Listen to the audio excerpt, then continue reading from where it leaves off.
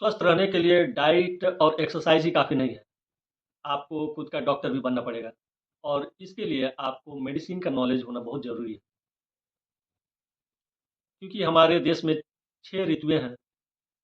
हर 2 ढाई महीने के बाद मौसम बदलता है और हमारे बॉडी को चेंज ओवर देना पड़ता है, जिसकी वजह से कुछ न कुछ प्रॉब्लम दिखाई पड़ते हैं। बेहतर यही है कि आप अपने जो रेगुलर डॉक्टर हैं, उनसे कंसल्ट करके कुछ मेडिसिन्स के नाम और उनके कंपोज़िशन को जान सकते हैं। इससे आसानी यह होगी कि आपको अगर कोई प्रॉब्लम होता है तो फर्स्ट हैंड आप उसको उसका ट्रीटमेंट कर सकते हैं। इससे डॉक्टर के पास जाने, अपॉइंटमेंट लेने, वेट करने में जो समय लगता है, कम से कम उस टाइम तक तो आप अपने आप को रिलीफ़ दे सकते हैं। बस आपको करना क्या है, कुछ ऐसे रोग हैं जैसे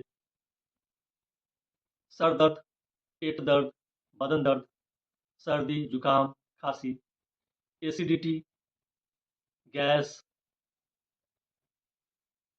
कॉन्स्टिपेशन, लूज़ मोशन, एलर्जी,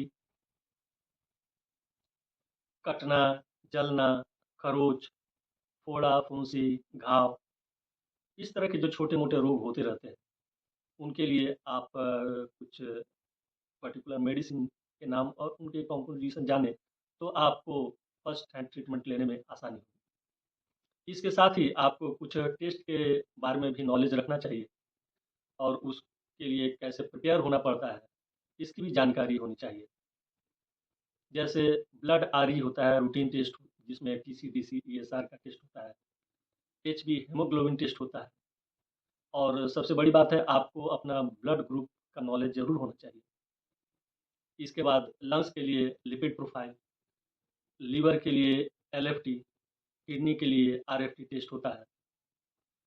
अ, उसके बाद गठिया, गाउट, पथरी के लिए uric acid, tiredness, fatigue, stress के लिए थायरॉइड टेस्ट, थायरॉइड प्रोफाइल और यूरिन स्टूल का कैसे सैंपल लिया जाता है या फिर यूएसजी टेस्ट के लिए किस तरह अपने आप को प्रिपेयर रखना पड़ता है, इसके बारे में नॉलेज आपको होना चाहिए। इससे क्या होगा, एक तो डॉक्टरों के ऊपर जो बोझ है, हमारे यहाँ ऐसे भी बहुत कम डॉक्टर हैं। शहरों में तो खैर इसका रेशियो 1:834 है, पर डॉक्टर के ऊपर 834 व्यक्ति है। ये ठीक है, लेकिन गाँव में अभी भी अवस्था बहुत बुरी है, हालात बहुत बुरे हैं। डॉक्टर अच्छे डॉक्टर जल्दी अवेलेबल नहीं हैं। तो ऐसे सिचुएशन में जब आप डॉक्टर के पास जाते हैं, आपको प्रॉपर अपने बॉडी के बारे में नॉलेज होता है, ट्रीटमेंट के बारे में रिपोर्ट लेकर जाते हैं, तो इससे डॉक्टर का भी टाइम सेव होता है, आपका भी टाइम सेव होता है और डॉक्टर को आपका ट्रीटमेंट करने में और आसानी होती है। तो आपको अपने बॉडी के नेचर को भी समझना है। हमारे आयुर्वेद में एक मेडिसिन है, जिसको हम लोग त्रिफला कहते हैं, यह बहुत ही फ़ेमस है। त्रिफला 3 औषधियों से बना हुआ है, जिसमें आँवला जिसे गूसबेरी कहते हैं, यह एंटीऑक्सीडेंट और विटामिन सी से भरपूर होता है, इम्यून सिस्टम के लिए बहुत अच्छा काम करता है। दूसरा होता है हरे या फिर हरिताकी बोलते हैं इसे। इसमें एंटी इन्फ्लेमेटरी प्रॉपर्टीज़ होता है, जो आपके डाइजेशन में बहुत कारगर साबित होता है। और तीसरा होता है बहेड़ा, इसे विविताकी भी बोलते हैं। इसमें एंटीबैक्टीरियल, एंटीवायरल प्रॉपर्टीज़ होती है और यह आपके रिस्पिरेटरी सिस्टम के लिए बहुत अच्छा काम करता है। तो आपको यह समझिए एक तरह का पैनेसिया है रामबाण, जो आपको बीच-बीच में आप लेते रहते हैं, तो आपके बॉडी को ठीक रखता है। बशर्ते आपको नॉलेज होना चाहिए कि आपको इसे कब लेना है, कैसे लेना है। बेहतर है डॉक्टर से कंसल्ट कर लीजिए। और इसके बाद मैं एक बात बताता हूँ, मैं जब स्कूल और कॉलेज में पढ़ रहा होता था, तो उस समय मुझे इस तरह के बहुत सारे प्रॉब्लम हुआ करते थे। तो मेरे कुछ अपने अनुभव हैं, जो मैं आपको शेयर करता हूँ। मेरे पास उन दिनों 3 तरह की मेडिसिन हमेशा अवेलेबल हुआ करती थी। एक होती थी इसबगोल की भूसी। यह एक तरह का रेचक है और ये आपके खाने को डाइजेस्ट करने और बाउल्स को ईज़िली मूव करने में हेल्प करता है। कॉन्स्टिपेशन के लिए बहुत अच्छी औषधि है और इसका कोई साइड इफ़ेक्ट नहीं। मैं उन दिनों अभी भी मेरे पास अवेलेबल रहता है, मैं अक्सर लेते रहता हूँ।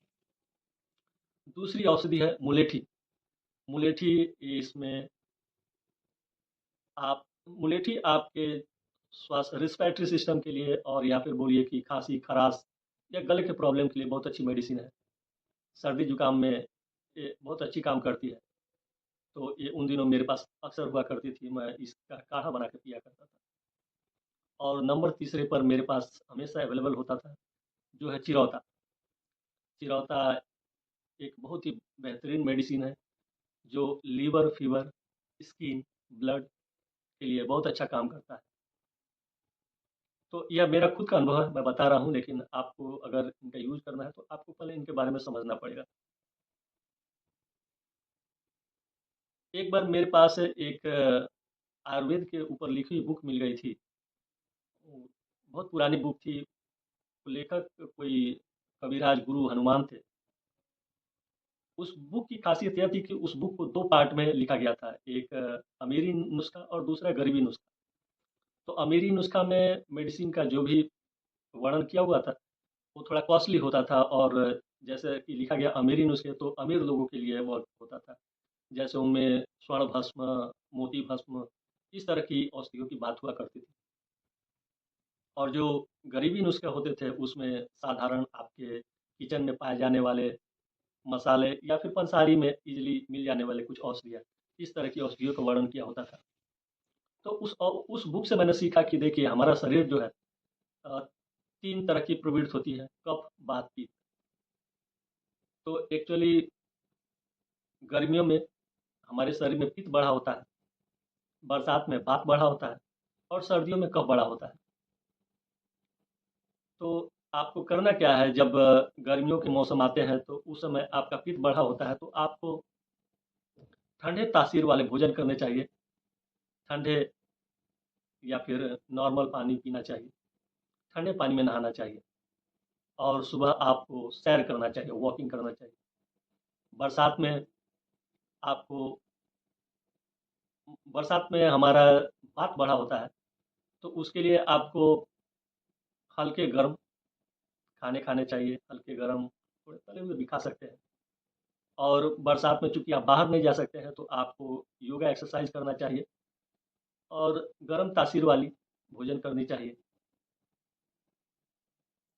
और ठंडे में चूँकि आपका कफ बढ़ा होता है, तो इसमें भी आपको गर्म पानी पीना चाहिए, गर्म हल्के गर्म पानी से स्नान करना चाहिए, और गर्म तासीर के भोजन करने चाहिए। और इसमें जो ख़ास बात समझने वाली थी, वह यह थी कि अगर आपका पित्त बढ़ा हो, तो आप सिंपल गुड़ का यूज़ करके अपने पित्त को कंट्रोल कर सकते हैं। अगर आपका वात बढ़ा हो, तो लहसुन की कलियाँ खा के उसको कंट्रोल कर सकते हैं। या फिर आपका कफ बढ़ा हो, तो अदरक, जिंजर जिंजर का आप काढ़ा बना के पीस कर उसे कंट्रोल कर सकते हैं। बस मेरे इन बातों को डायरेक्ट आप नहीं लीजिए, आप इसको सुनिए, समझिए, और उस पर प्रयोग कीजिए। अपने डॉक्टर से कंसल्ट कीजिए, क्योंकि आज के डेट में आप अगर स्वयं के डॉक्टर नहीं बनते हैं, तो फिर दूसरे आपके शरीर का, आपके मन का ख्याल नहीं रख पाएँगे, चाहे आपके पास जितने भी पैसे हों। And thank you for watching this video. Have a nice day. Good luck.